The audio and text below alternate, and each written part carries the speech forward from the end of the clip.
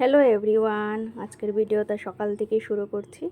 তো দেখো আমি ফুল পাড়ছিলাম, যেহেতু আজকে শ্রাবণ মাসের লাস্ট সোমবার।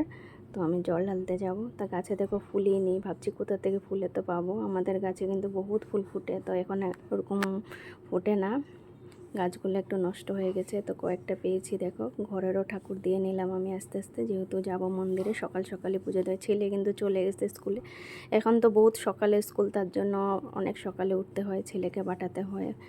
তারপরে আমি সব ঠাকুরকে দিয়ে নিয়ে পরে রেডি হব। এখন রেডি হয়ে নিয়েছি, আজকে শাড়ি পরে নিয়েছি, যেহেতু জল ঢালতে যাবো। শাড়ি তো পরতে ভীষণই ভালো লাগে, কিন্তু সময়ের অভাবে ওইভাবে ঘরেও পরা হয় না। আর এখন তো সবাই ওইভাবেই, যেটা সুবিধা হয়, তাই না বন্ধুরা? সবাই তো এরকমই করে, সুবিধা যেটা হয় ওটাই পরে। এখন দেখো আমি মন্দিরে তো চলে গেলাম, কিন্তু আমি ঘর থেকে নিয়ে যাই, আমি ঘিয়ের প্রদীপ কিনবো, বেলপাতা কিনবো, যেহেতু আমাদের ঘরের সামনে বেলপাতা পাওয়া বহুত কষ্টের ব্যাপার। কেন জানি না, বেলপাতাই পাওয়া যায় না। আর বেলপাতা ছাড়া তো ভোলে বাবারে পূজা দেওয়া যাবে না। তো বেল টেল সব নিয়ে নিলাম, আমার মনের আশাটা পূর্ণ হলো, যেহেতু বেল টেল মানে পরিপূর্ণ সব কিছু পেয়েছি। আর এটা ছিল আমাদের এখানে নওগাঁ হবরগার শিব মন্দির, এটাই বড় মন্দির। ভালো, আর একটা তো আছেই বড় মন্দির, এটা মানে আমরা সবাই ঢালি এখানে, ঘরের সামনে, বেশি দূর না, 10 মিনিট লাগে আমাদের যেতে। তো আজকে আমার মনটা ইচ্ছা হলো যে না, ওই মন্দিরে গিয়ে পূজা দিই হাজব্যান্ডের সাথে। 4টা দিন তো আর পূজা দেওয়া হয় না হাজব্যান্ডের সাথে, আর হাজব্যান্ড যেতেও পারে না, সুবিধা হয় না, কাজে ব্যস্ত বলে। তো আজকে বললাম যে আজকে লাস্ট যেহেতু, চলো আমরা একসাথে গিয়ে জল ঢালি। তো বললো, রাজি হলো। তো আমার ভীষণ ভালো লাগতেছিল যে 4টা সোমবারে আমি জল ঢালতে পেরেছি। বাবাও আমাকে মানে জল ঢালার সুবিধা করে দিয়েছে, আশীর্বাদ করেছেন যেন আমি 4টা সোমবারে ঢালতে পারি। আর ভিতরটা দেখো কি সুন্দর।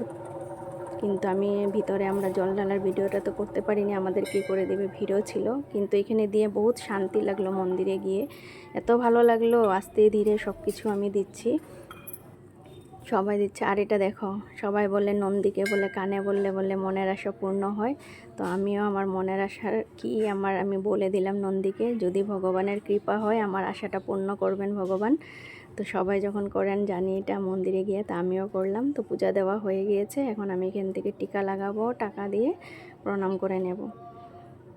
তারপরে চলে গেলাম, আরেকটা মন্দির ছিল সামনে, হনুমান মন্দির। তো হনুমান মন্দিরে না গেলে কি না হয়, আমার পরম মানে কি বলবো ঠাকুর, আমি একদম হনুমানজিরে খুব মানি আমার। তো আমার হাজব্যান্ডও মানে, তো এখন ও প্রণাম করে নিচ্ছে। আস্তে ধীরে আমরা ধূপকাঠি টুপকাঠি জ্বালাবো এখানে। ভীষণ ভালো লাগতেছিল মনটা, জানো কি না বন্ধুরা, মন্দিরে গেলে যে কেন জানি মনটা এত ভালো লাগে, শান্তির জায়গা মনে। যদি থাকতে পারতাম বহুতটাম, আমরা তো ব্যস্ততার মধ্যে আমাদের সংসার। তারপরে দেখো আর একটা মন্দির ছিল সাথে, দুর্গা মন্দির। তো মন্দিরে না গেলে সব মন্দিরে দর্শন করে না করলে তো ভালো লাগে না। তো বহুত দিন পরে যেহেতু গিয়েছি, সব মন্দিরে পুজো টুজো করে নিয়ে তারপরে আসার পালা, এখন ঘরে আসবো, যেহেতু তো আসতেই হবে, পূজা হয়ে গেছে।